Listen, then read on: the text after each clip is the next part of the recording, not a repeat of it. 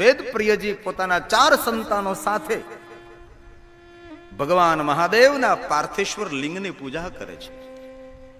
માટીમાંથી લિંગો નિર્માણ કરવામાં આવે તેને પાર્થેશ્વર મહાદેવ કહેવાય છે. બ્રાહ્મણો શ્વેત, માટીમાંથી ક્ષત્રિય લાલ, માટીમાંથી વૈશ્ય પીળી, માટીમાંથી શુદ્રો કાળી, માટીમાંથી રંગ કલર ઊંડે નહીં ઉતરતા માટીમાંથી જે શિવલિંગ નિર્માણ કરવામાં આવે તેને પાર્થેશ્વર મહાદેવ કહ્યું છે. કોઈ પણ કામ અટકેલા હોય આપના, એ કાર્યને પૂર્ણ કરવું હોય તો અવસર મળે જરૂર પાર્થેશ્વર મહાદેવની પૂજા કરો. એક લિંગથી લઈને કરોડ લિંગોની પૂજાનો બહુ જ મહિમા છે. આ વેદ પ્રિયજી પોતાના 4 સંતાનો સાથે નિત્ય રોજ પાર્થેશ્વર મહાદેવની પૂજા કરે છે. અને 5 બ્રાહ્મણોની પવિત્રતાને કારણે, 5 બ્રાહ્મણોની ભક્તિને કારણે નગરમાં દિન પ્રતિદિન સુખની વૃદ્ધિ થાય છે. જે નગરના સાધુ બ્રાહ્મણો ભગવાનના ભક્ત હોય, પરોપકારી હોય, જે નગરનો રાજા પુણ્યવાન હોય, તે નગરની પ્રજા દરેક રીતે સુખી રહે છે. પવિત્ર બ્રાહ્મણોની ભક્તિને કારણે દિન પ્રતિદિન અવંતી નગરીમાં સુખની વૃદ્ધિ થાય છે. કોઈને કોઈ પણ પ્રકારનો ક્લેશ નથી. વેદ પ્રિયજી પોતાના 4 સંતાનો સાથે નિત્ય રોજ પાર્થેશ્વર મહાદેવની પૂજા કરે છે. નગરની સમૃદ્ધિની વૃદ્ધિ થવા લાગી છે. અવંતી નગરીથી થોડે દૂર એક રત્નમાલા પર્વત પર દૂષણ નામનો મહાઅસુર રહે છે. બીજાના સુખને જોઈ શકતો નથી. કોઈની સંપત્તિને જોવે તો લૂંટી લે છે. સજ્જનોનું ભક્ષણ કરનારો છે. સાધુઓને મારનારો છે. બ્રાહ્મણોની હત્યા કરનારો મહાઅસુર રત્નમાલા પર્વત પર નિવાસ કરે છે. ખબર પડી અવંતી નગરીમાં બહુ સમૃદ્ધિ રહેલી છે. નગર પર આક્રમણ કરે છે. અનેક અસુરો સાથે પૂરા નગરને ઘેરી લેવામાં આવે છે. હુંકાર કરતો ભયંકર મહાઅસુર દૂષણ નગરમાં પ્રવેશ કરે છે. નગરના માણસો ભયભીત થયા છે. દોડતા દોડતા વેદપ્રિય બ્રાહ્મણ પાસે ગયા. હે બ્રાહ્મણ દેવતા, દૂષણ નામનો મહાઅસુર અનેક અસુરો સાથે આક્રમણ કરી નગરને ઘેરી લીધું અને નગરમાં પ્રવેશ કરી આજ કેટલા માણસોનું ભક્ષણ કરી જાય, કેટલા માણસોને ખાઈ જાય, કઈ કહી ન શકાય. એ વેદપ્રિય બ્રાહ્મણજી, આપ મારી રક્ષા કરો, અમારી રક્ષા કરો. વેદપ્રિય બ્રાહ્મણ કહે છે, નગરજનો નિર્ભય બનો. દુષ્નામનો મહાસુર આપણો કાળ બનીને આવ્યો છે.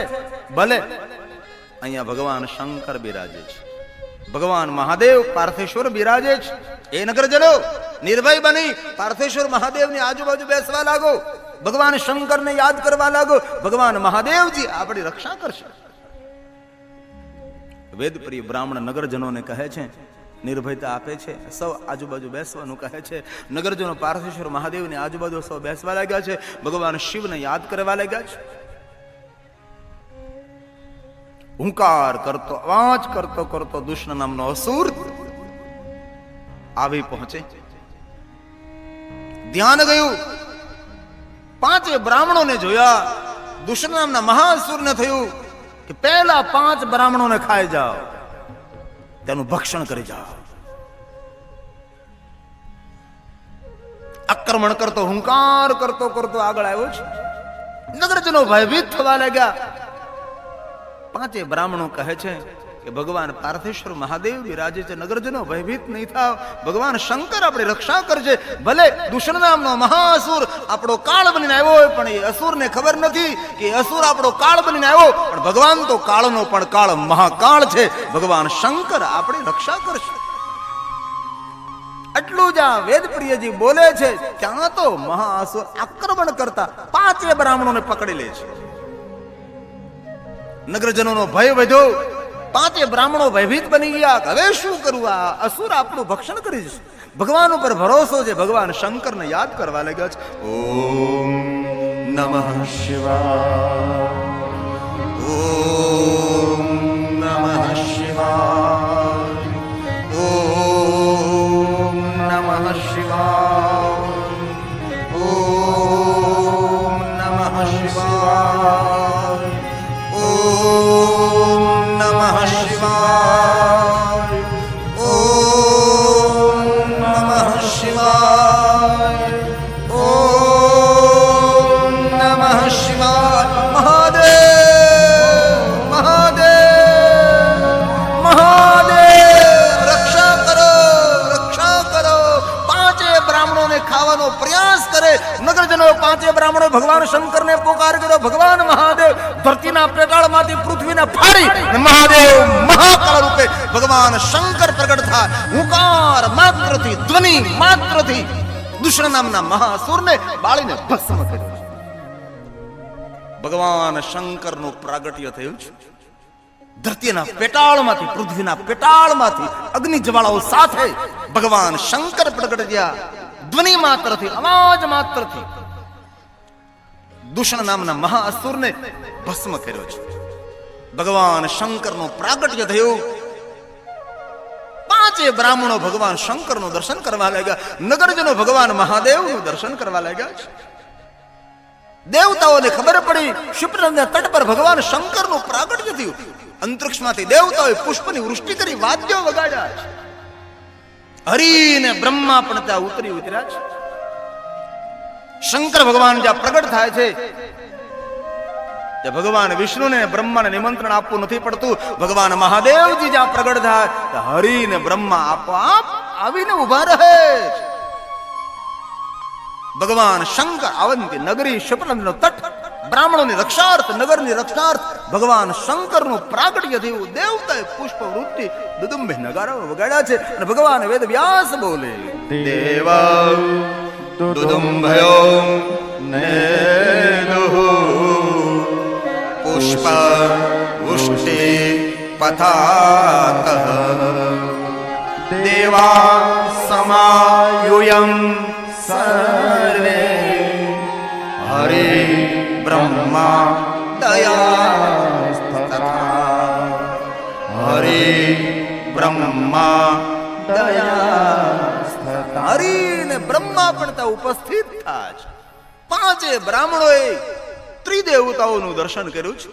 ભગવાન શંકર ભગવાન વિષ્ણુ અને બ્રહ્માજી ઉપસ્થિત છે. અરે બ્રહ્માએ ભુવનના દેવતાઓએ ભગવાન મહાદેવનું દર્શન કરતા.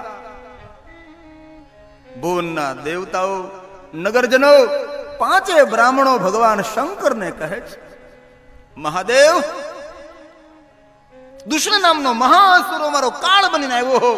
હે મહાદેવ આપ તો કાળના પણ કાળ મહાકાળ છો. આપે અમારી રક્ષા કરીશ.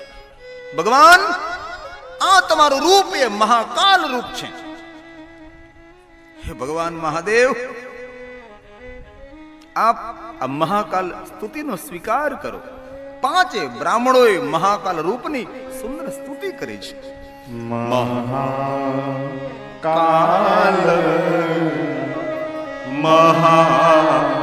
મહાદેવ કાલના પણ કાલ હે મહાદેવ દેવોના દેવ મહાદેવ અનેક ભક્તોની રક્ષા કરી છે. અનેક દુષ્ટોને દંડ મહાદેવ તમે આપ્યા છે.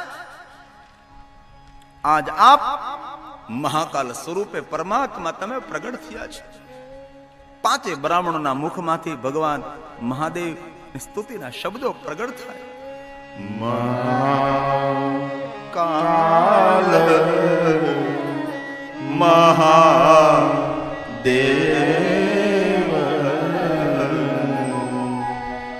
દુષ્ટ દંડ કર પ્રભો મુક્તિ પર્યસહન શંભો સંસારમ બુદ્ધિતઃ શિવ સંસારમ બુદ્ધિતઃ શિવ. હે મહાદેવ જગતની રક્ષાર્થ માનવ માત્રના સુખ માટે, આપના ભક્તોની રક્ષા માટે હે મહાદેવ આપનું તેજોમય સ્વરૂપ અહીંયા સ્થિર કરો. બ્રાહ્મણોની પ્રાર્થના હરિબ્રહ્માએ પ્રાર્થના કરી, ભગવાન શંકરે પ્રાર્થના સાંભળી છે. મહાદેવજી પોતાના તેજોમય સ્વરૂપને ત્યાં સ્થિર કરે છે. સુંદર એક જ્યોતિર્લિંગનું પ્રાગટ્ય થાય શિપ્રા નદીના તટ પર, અને તે જ્યોતિર્લિંગનું નામ છે બોલીએ મહાકાલેશ્વર મહાદેવ. શિપ્રા નદીના તટ પર ભગવાન મહાદેવજી મહાકાલ સ્વરૂપે પ્રગટ થાય છે. સુત પુરાણી કહે છે, હે મહાત્માઓ, પૂરા ભૂતલ પર પૂરા લોકની અંદર ખ્યાત ભગવાન મહાદેવ મહાકાલ છે.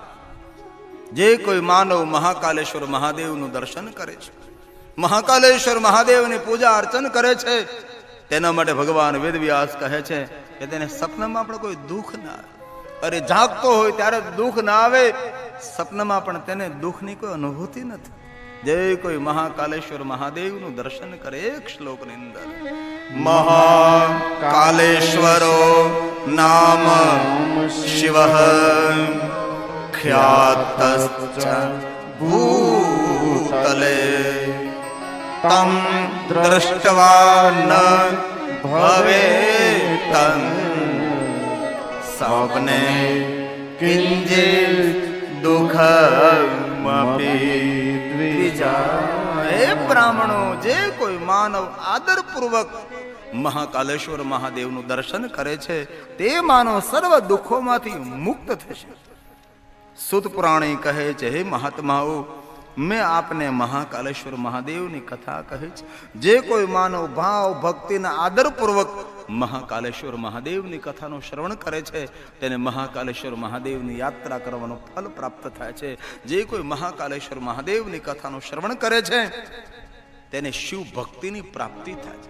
સૂત બોલ્યા છે, યદમ પવિત્રમ પરમં રહસ્યમ સર્વ સોખ્યદમ આખ્યાનમ કથિતમ સ્વર્ગમ શિવ ભક્તિ વિવર્ધનમ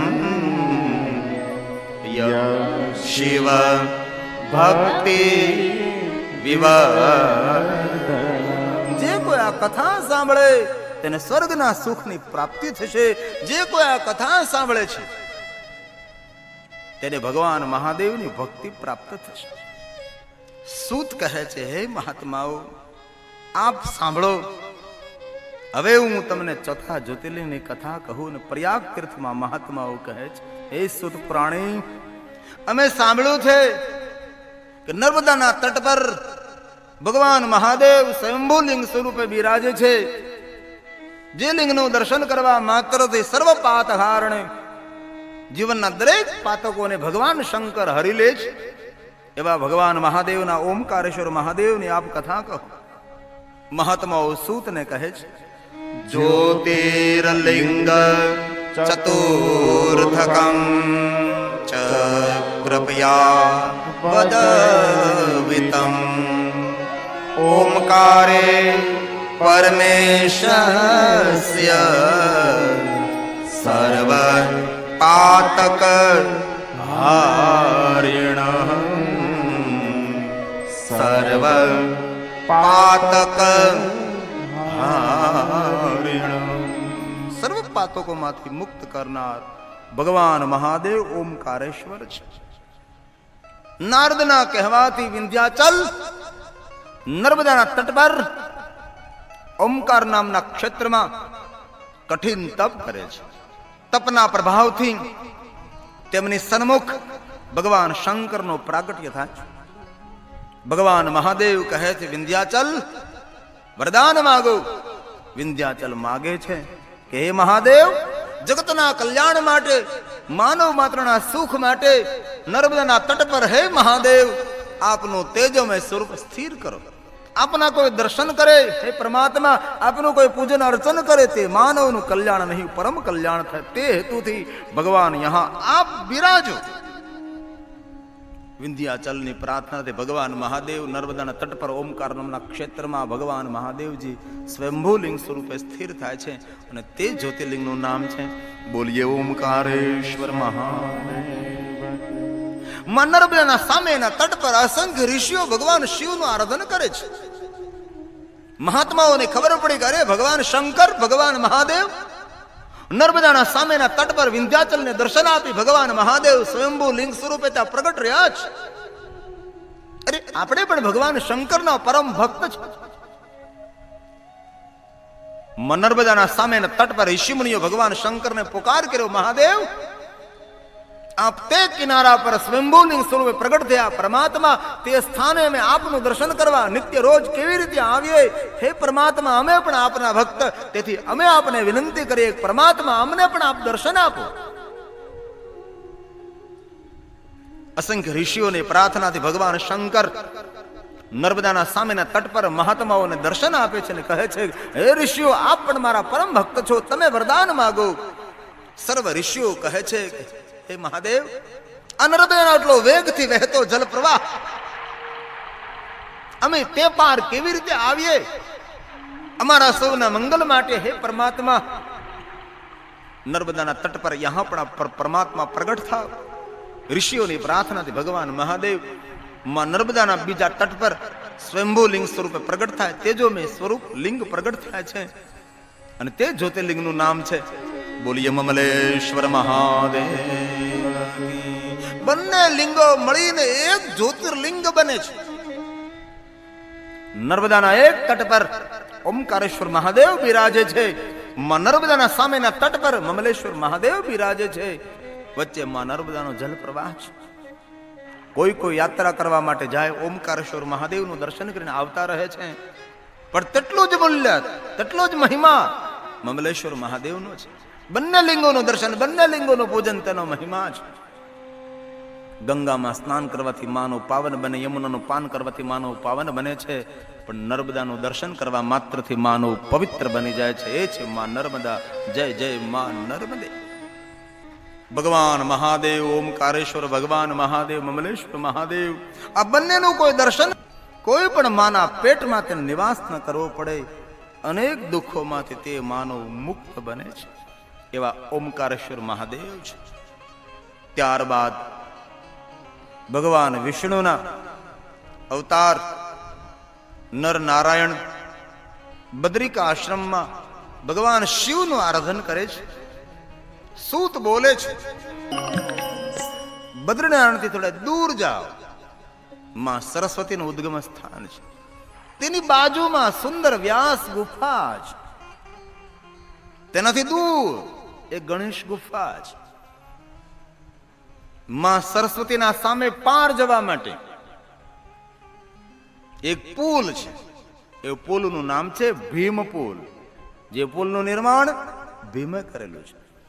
5 પાંડવો જ્યારે ત્યાંથી જતા હતા ત્યારે માં સરસ્વતીને પાર કરવાની કહ્યું, ભીમ તું બહુ બળવાન છે, વ્યવસ્થા કર. એક પથ્થરને ધક્કો મારી આડો પાડી પુલ બનાવ્યો, જે પુલનું નામ ભીમ પુલ પડ્યું છે. ભીમ પુલથી સામે પાર જાઓ, સરસ્વતી નદીના સામે પાર જઈ થોડા નીચે ઉતરો, થોડા આગળ આલો, સુંદર રસ્તો જાય છે, પગદંડી છે, દિવ્ય માર્ગ છે, પહાડોની વચ્ચે અને સુંદર માર્ગ. એ માર્ગ ઉપર લખેલું છે સ્વર્ગમાં જવાનો માર્ગ. તો કોઈને જવું હોય તો જાય છે. ઘણા ભક્તો એ માર્ગ ઉપર દૂર દૂર સુધી જાય છે, પણ જ્યાં સુધી જવાય ત્યાં સુધી જતા રહે અને બહુ જ ઠંડી લાગે ત્યારે પાછા ફરે છે.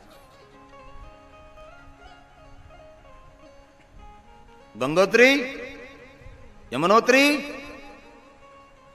બદ્રીનારાયણ અને કેદારેશ્વર, આ 4 ધામ હિમાલય પહાડના શ્રેષ્ઠ છે. અને પંચ કેદાર છે. હિમાલય પહાડ આખો તીર્થોથી ભરપૂર ભરેલો છે, જે દેવતાઓનું સ્થાન છે. જેને જેને હિમાલય પહાડોની યાત્રા કરી હોય તેવા સાધુ પુરુષોને ખબર હોય હિમાલય પહાડની અંદર કેટલા દિવ્ય સ્થાનો છે. ક્યારેક કેદારેશ્વર મહાદેવ જાઓ તો ગૌરીકુંડથી 15 કિલોમીટરની યાત્રા છે, જ્યાં ભગવાન શિવ અને પાર્વતીના વિવાહ થયા હતા. તે તીર્થનું નામ છે ત્રિયુગી નારાયણ. 3 યુગથી ભગવાન નારાયણતા બિરાજે છે. ભગવાન નારાયણની સાક્ષીએ ભગવાન શિવ અને પાર્વતીના વિવાહ થયા. સુંદર દિવ્ય પહાડોની વચ્ચે, બરફના પહાડોની વચ્ચે સુંદર સ્થાન છે ત્રિયુગી નારાયણ. અનેક ભક્તો ત્યાં જાય છે, ભગવાન નારાયણનું દર્શન કરે છે. સુંદર અગ્નિકુંડ છે. ત્યાંના પહાડના બ્રાહ્મણો એમ કહે છે કે જ્યારે ભગવાન શિવ અને પાર્વતીના વિવાહ થયા હતા ત્યારે ભગવાન શિવ અને પાર્વતીના વિવાહ મંડપની અંદર જે અગ્નિને પ્રગટ કર્યો હતો તે અગ્નિને જીવિત રાખવામાં આવ્યો છે. અને ત્યાંના પહાડના બ્રાહ્મણો રોજ એક કાષ્ટ આપે છે અગ્નિને. અગ્નિ જીવિત રહે છે. કોઈ પણ આશ્રમમાં કોઈ પણ ધૂણાની અંદર અખંડ અગ્નિ રાખવાનો હોય તો અનેક મહાત્માઓ ત્યાંથી અગ્નિને લાવવામાં આવે છે અને ધૂણામાં અગ્નિ સ્થાપિત કરવામાં આવે છે. તો ક્યારે અવસર મળે તો હિમાલય પહાડની યાત્રા કરો. ત્રિયુગે નારાયણ જવાનો બહુ જ મહિમા છે. થોડું દૂર છે, 15 કિલોમીટર દૂર પહાડોની વચ્ચે છે. એક છોટી પર ભગવાન ત્રિયુગી નારાયણ બિરાજે છે. તેના પહાડના બ્રાહ્મણો એમ કહે છે કે કોઈ પણ પતિ પત્ની દંપતી અહીંયા આવી ભગવાન નારાયણને પ્રણામ કરી, અગ્નિકુંડ છે તેને 4 પરિક્રમાઓ કરે છે, તેને આવતા ભવમાં એ જ પતિ મળે, આવતા ભવમાં એ જ પત્ની મળે છે. તેથી ક્યારેક અવસર મળે તો પતિ પત્નીએ સાથે જઈ ત્રિયુગી નારાયણ ભગવાન નારાયણના દર્શન કરી અગ્નિકુંડને 4 પરિક્રમા કરો, જેથી કરીને આવતા ભવમાં તે જ પતિ મળે, આવતા ભવમાં તે જ પત્ની મળે. તેથી ક્યારેક અવસર મળે તો જરૂર આપ જાજો. પણ આ પરિક્રમા કરવા કોને જવાય? જેને સરખું મળ્યું હોય તેને જવાય છે. થાકી ગયા હોય એને પરિક્રમા કરવા ન જવું. જેને યોગ્ય પત્ની, યોગ્ય પતિ, યોગ્ય દાંપત્ય જીવન મળ્યું હોય તેને જરૂર ત્રિયુગી નારાયણ જાઓ, દર્શન કરો, પરિક્રમા કરો. તેનો બહુ જ મહિમા છે.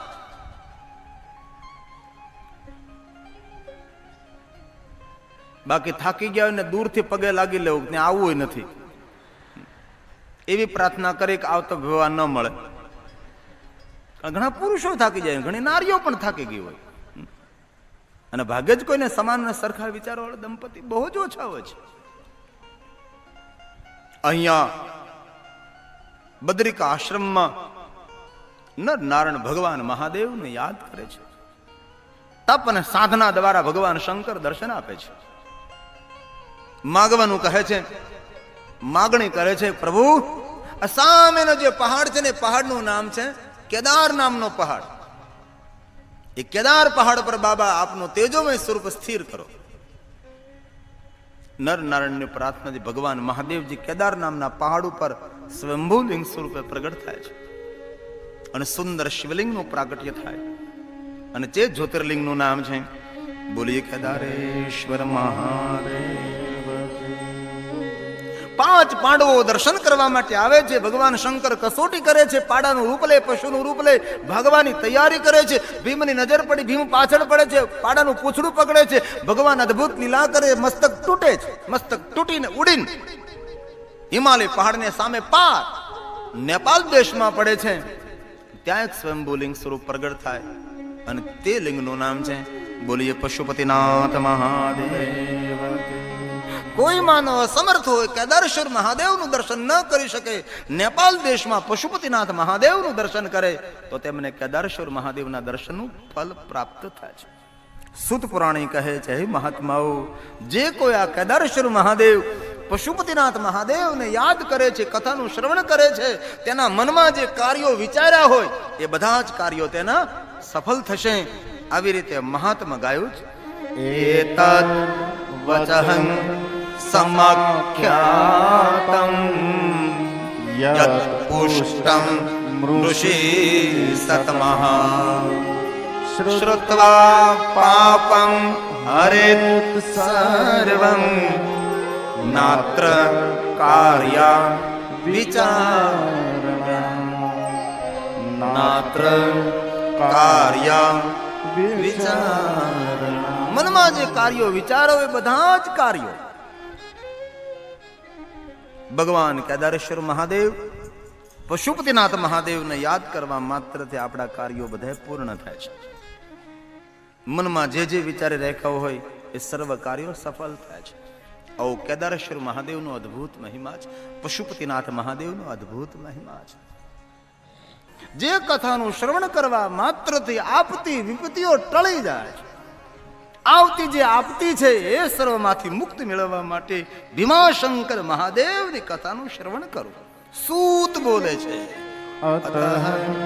પરમ પ્રવક્ષ્યામિ મહાત્માયમ ભીમ શંકરમ યસ્ય શ્રવણ માત્રેણ સર્વાભીષ્ટં લભે નરઃ સર્વાભીષ્ટં લભે નરઃ. જે કોઈ ભીમાશંકર મહાદેવની કથાનું શ્રવણ કરે છે તેને મૂલ્યવાન ફલોની પ્રાપ્તિ થશે. સૂત કહે છે, હે મહાત્માઓ સાંભળો આપ. સહાય પર્વત પર ભીમ નામનો એક અસુર રહે છે. ભયંકર મહાઅસુર છે. સહાદ્રી પર્વત પર ભીમ નામનો અસુર પોતાની માતા કરકટીને કહે છે, માં કેટલા સમયથી તારી સાથે રહું છું. માં તે મને કોઈ દી મારા પિતાની ઓળખાણ ન કરાવી. મારો પિતા કોણ છે?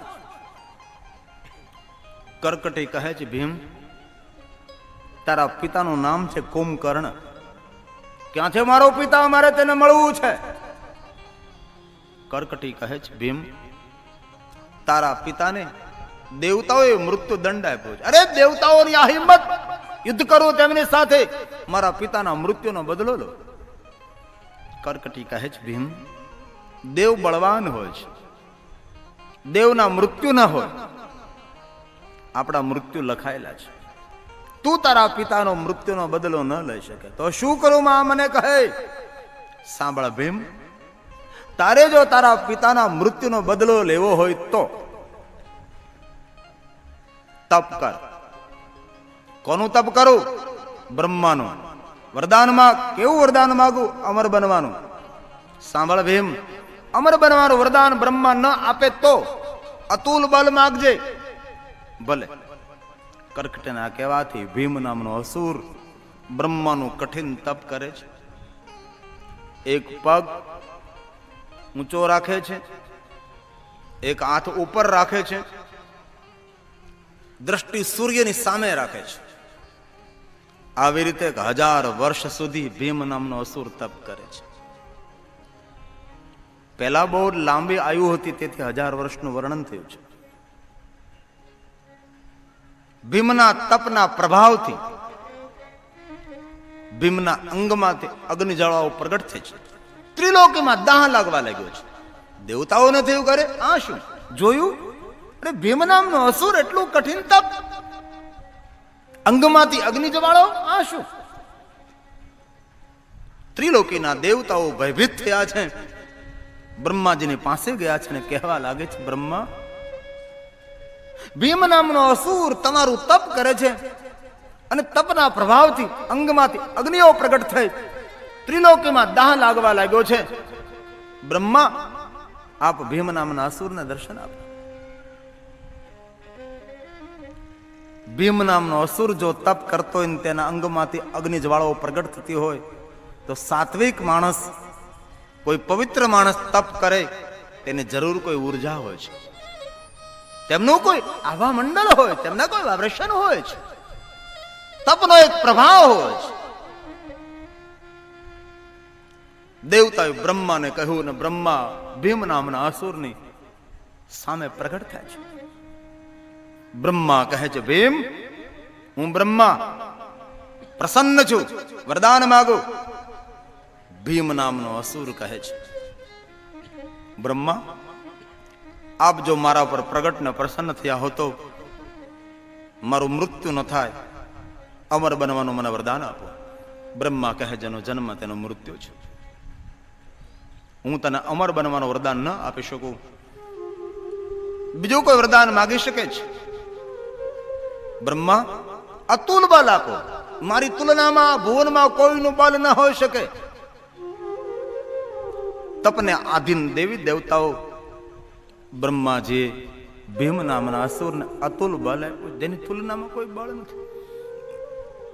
બ્રહ્માજી પાસેથી બળ પ્રાપ્ત કર્યું છે. ભીમ પાસે બળ છે પણ બુદ્ધિ નથી. અતુલ બળનો સદુપયોગ નહીં, દુરુપયોગ થયો છે. પહેલો પ્રહાર મંદિરો ઉપર કર્યો છે અને મંદિરો તોડવા લાગ્યો છે. ઋષિ મુનિઓની હત્યા કરવા લાગ્યો છે. બ્રાહ્મણો યજ્ઞ કરતા હતા, બ્રાહ્મણોને પકડીને યજ્ઞ કુંડમાં હોમવા લાગ્યો છે. ભયંકર હાહાકાર મચાવી દીધો છે. ધર્મનો વિરોધ કરવા લાગ્યો. અનેક ધર્મી રાજાઓને જીતતો આગળ વધવા લાગ્યો. યુદ્ધ કરતો કરતો આગળ વધતો જાય, રાજાઓને કેદમાં પૂરતો જાય, ધન લૂંટતો જાય છે. દક્ષિણ દિશા તરફ પ્રવેશ કરે છે. દક્ષિણ દિશામાં મહાન શિવ ભક્ત કામેશ્વર રાજા થયા છે. એ કામેશ્વર રાજાના નામથી ઓળખાય દેશ કામરૂ દેશ. કામેશ્વર રાજાના વંશની પરંપરામાં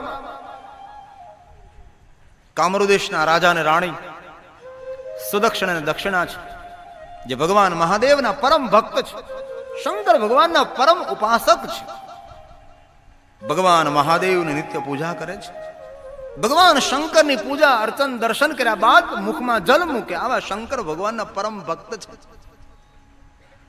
કામરૂ દેશ પર આક્રમણ કરી યુદ્ધ કરી કામરૂ દેશને જીતી લીધો છે.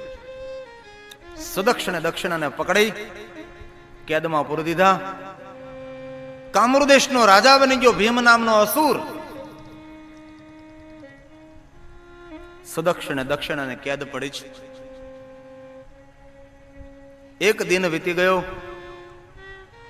મુખમાં પાણી ન મૂક્યું. કારણ જ્યાં સુધી શિવ પૂજા ન થાય ત્યાં સુધી મુખમાં જલ ન મુકાય. બીજો દિન વીતી ગયો. એમ કરતા 7 દિન પૂરા થયા. સુદક્ષિણ દક્ષિણાએ મુખમાં જલ ન મૂક્યું, મુખમાં પાણી ન મૂક્યું. આજે દક્ષિણા કહે છે સુદક્ષિણે, આજે જો હું પાણી મુખમાં નહીં મૂકું, જલપાન નહીં કરું તો આજે મારું શરીર શાંત થઈ જશે, આજે મારું મૃત્યુ થશે. આપણો તો કઠિન નિયમ છે કે જ્યાં સુધી શિવની પૂજા ન થાય ત્યાં સુધી મુખમાં પાણી ન મેકાય. હવે કરીએ શું? અહીંયા કેદની અંદર કેવી રીતે શિવ દર્શન, કેવી રીતે શિવ પૂજા? આજે મારું મૃત્યુ થશે.